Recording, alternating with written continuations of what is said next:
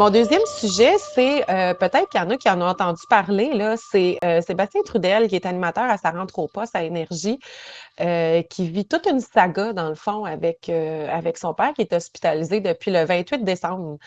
Son père a Non! été hospitalisé, oui, le 28 décembre là, pour un infarctus qui a Non! mené à une contamination du sang, qui a mené à de la confusion chez cet homme-là. Son père, pour ceux qui écoutent la radio depuis longtemps, là, c'est le journaliste Pierre Trudel. Il était animateur aussi. Là. Je suis Ouais, il était désolée, j'ai pas animateur, trop de... commentateur sportif. Oui, c'est ça, c'est ça. Fait que, bref, Je pense qu'il a été aussi le- dans le Journal de Montréal. ça se peut. Écoute, je m'excuse, là, j'ai pas fait ce bout-là de recherche. Je suis désolée, tout le monde. Non, non, mais Mais on y va je sais que spéculatif. oui, il est reconnu, en tout cas, dans son domaine, là. Puis, ben, c'est ça. En fait, ça a été une série d'événements quand même choquants, là, pour Sébastien qui voulait voir son père, mais qui n'a pas pu. Fait qu'Yann, si tu es d'accord, là, je te laisserai mettre l'extrait, là. Il raconte vraiment plus, ben, mieux que moi, Ben ce qui ouais. est arrivé. OK, je pars ça, je pars ça. Sébastien Trudel entre à l'hôpital Santa Cabrini pour la première fois alors que son père y a été admis le 28 décembre dernier.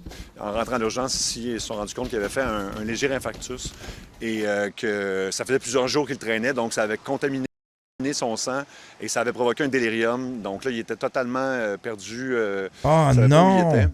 Pendant 2 semaines, son père, Pierre Trudel, ancien journaliste à CKAC, a été transféré d'étage en étage et a vu pas moins de 4 médecins différents, dit-il. Puis à un moment donné, un médecin m'a appelé et m'a dit que là, mon père allait pas bien, qu'il était très confus, que la seule façon de le soigner, c'est s'il voyait quelqu'un qu'il aimait. 1 heure après, il m'a dit il y a eu un autre incident, votre père en a peut-être pour quelques heures à vivre.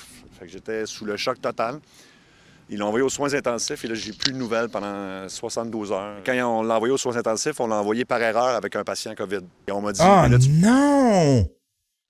Par erreur avec un patient COVID. avec un patient COVID. Et on m'a dit, mais là, tu Ouais. pouvez pas aller le visiter parce qu'il pourrait vous transmettre la COVID. Moi, j'ai dit, ben là, je suis vacciné. J'ai eu la COVID au mois de décembre. Là, je veux voir mon père. Ils m'ont dit non.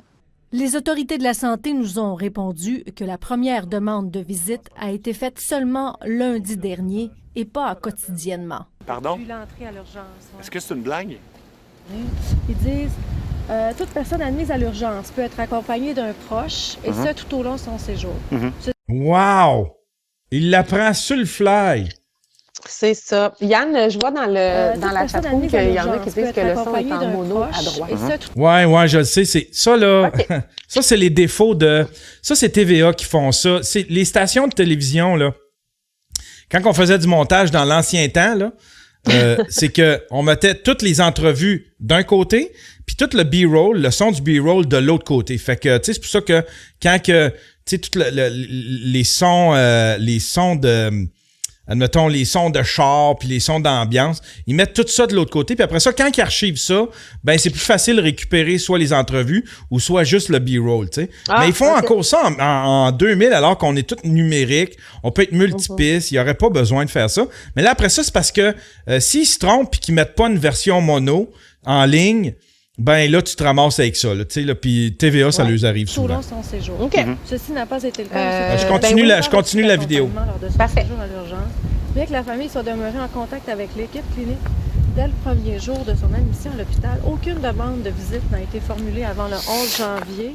Hey, écoute, Ah, je m'excuse, je vais les traiter de menteurs. Là, ils font du damage control en bon français, là. Puis ils vous envoient de la bullshit comme ça me dépasse complètement. Quoi qu'il en soit, Sébastien Trudel est maintenant en colère plus que jamais et il compte entreprendre des recours judiciaires contre l'hôpital.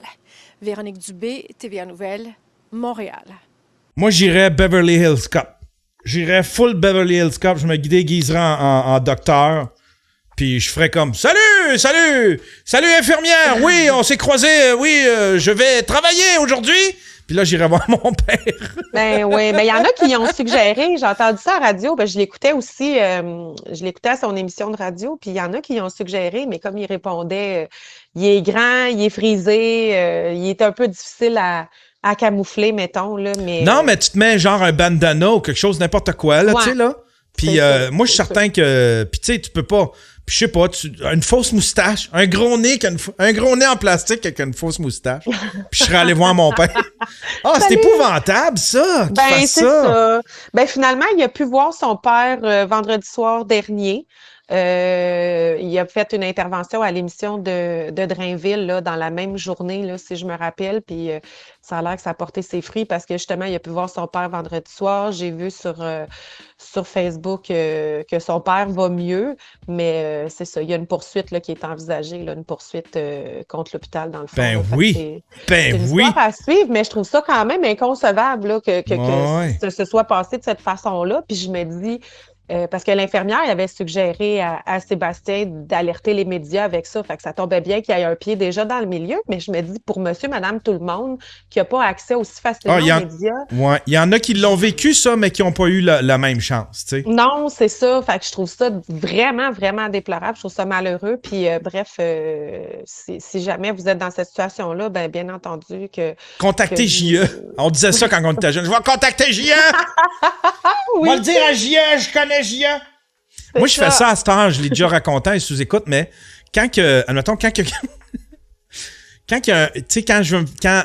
je fais appel à quelqu'un, admettons, pour venir faire installer quelque chose chez nous, venir réparer quelque chose, quelqu'un de la construction, quelqu'un qui vient installer le câble ou quelqu'un qui vient, n'importe quoi, qui vient réparer un truc. Ouais. Quand je dois payer pour un service de même, là, puis que la personne arrive, pour pas me faire fourrer, ben, j'entreprends tout le temps des small talk. Je fais tout le temps, ouais, ça fait-tu longtemps que tu fais ça?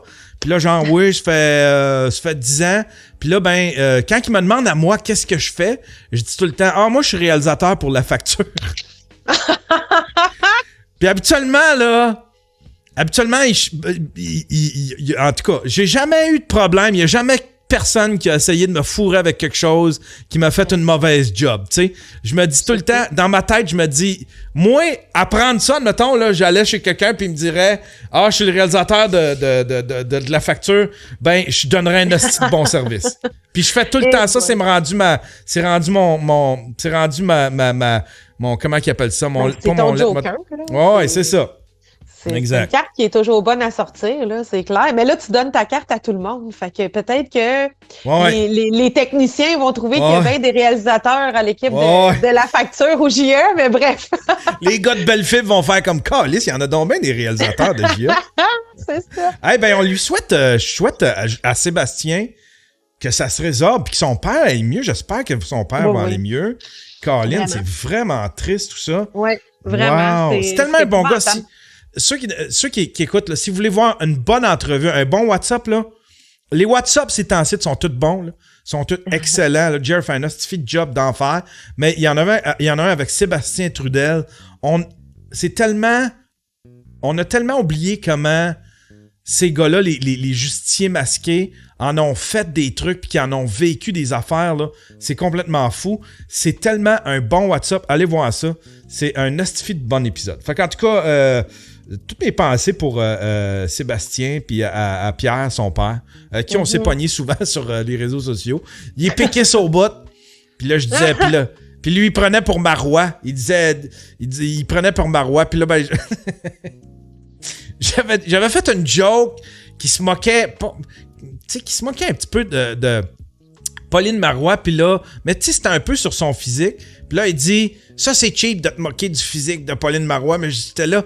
Tu riais toutes mes jokes de Gaétan Barrette, tu sais.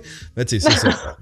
On est tout le temps affecté par ce qui nous touche le plus. Prochain sujet. Hey, prochain sujet. Je sais pas ceux qui suivent Big Brother ou pas, ou les gens du milieu de l'humour, là, mais Eddie King qui teste positif à la COVID, qui est dans Big Brother, célébrité.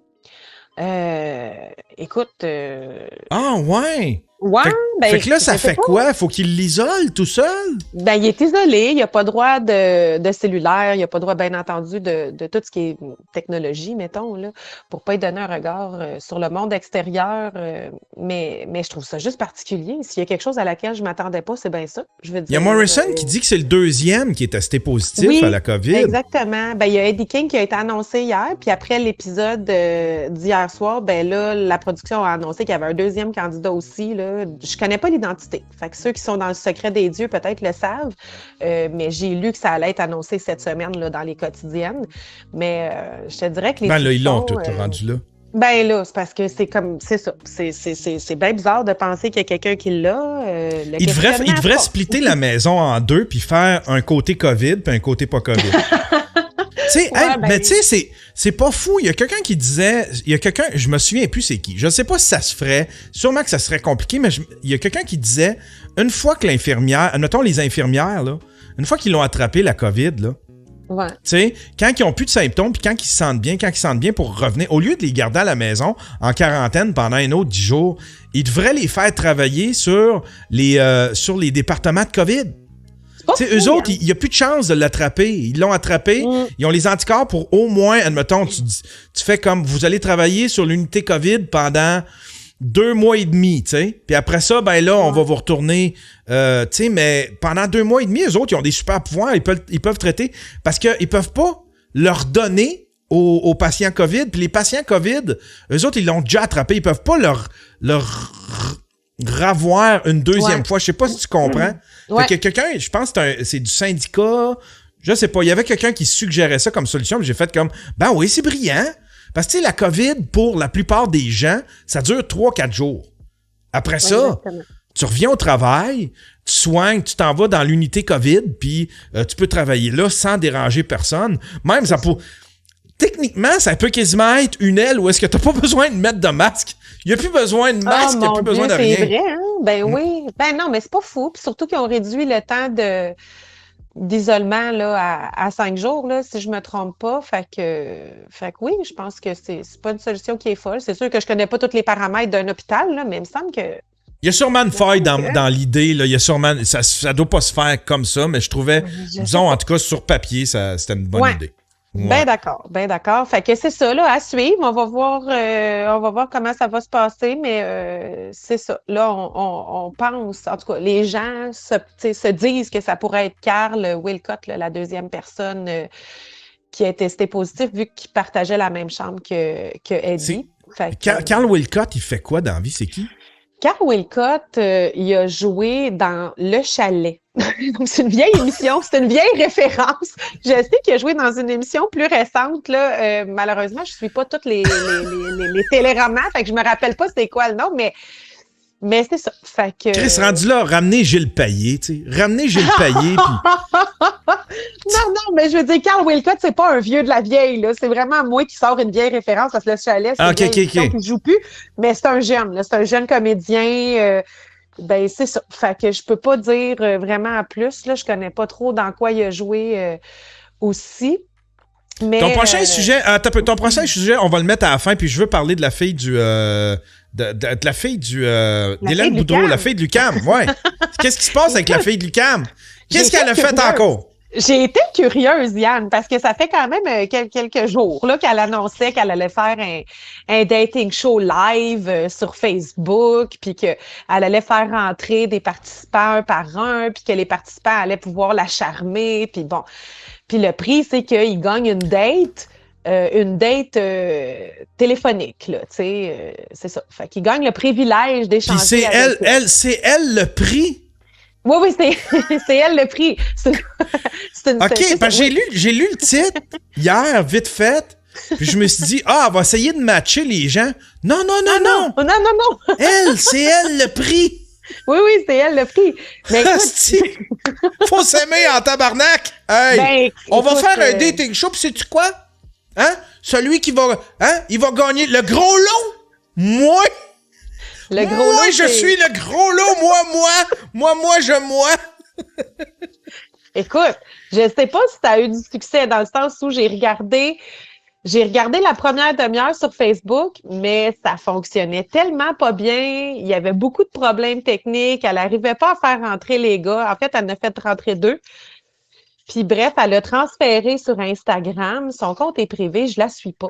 Fait que j'ai pas vu la suite. Mais c'était quand même particulier parce que là, elle a échangé avec un premier participant de 47 ans qui a parlé de lui tout le long. Elle va attirer tous les messieurs, tous les vieux perverts. Ouais. Arc! Ouais, c'était un peu... C'était spécial. C'était spécial. Parce que les gens... Parce que, tu sais, cette fille-là a... Je vais être méchant, là. Mafalda, mais crime...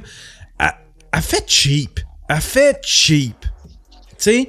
Fait que je pense pas qu'elle va attirer... Elle peut attirer peut-être un douchebag... un petit peu bomb trash, mais sinon quelqu'un qui se respecte, elle fait cheap, elle fait cheap. Je sais pas. Participé. Non, du tout. Elle a rien qui m'attire, tu sais. Elle fait cheap. Elle fait tellement cheap que, ouais. Fait que, tu sais, je sais pas. C'est ça qu'elle va attirer. Des messieurs de 47 ans, un peu pervert, qui sont peut-être des incels puis des simps. Tu sais, ça va être une lord de incels puis de simps. Ça va être ça son... C'est peut-être pour ça, Yann, que le prix, c'est une conversation téléphonique. En plus, le prix, c'est tellement... Ah, c'est cheap. Pas, tout est cheap. Tout est cheap. Ah, c'est qu'elle est cheap.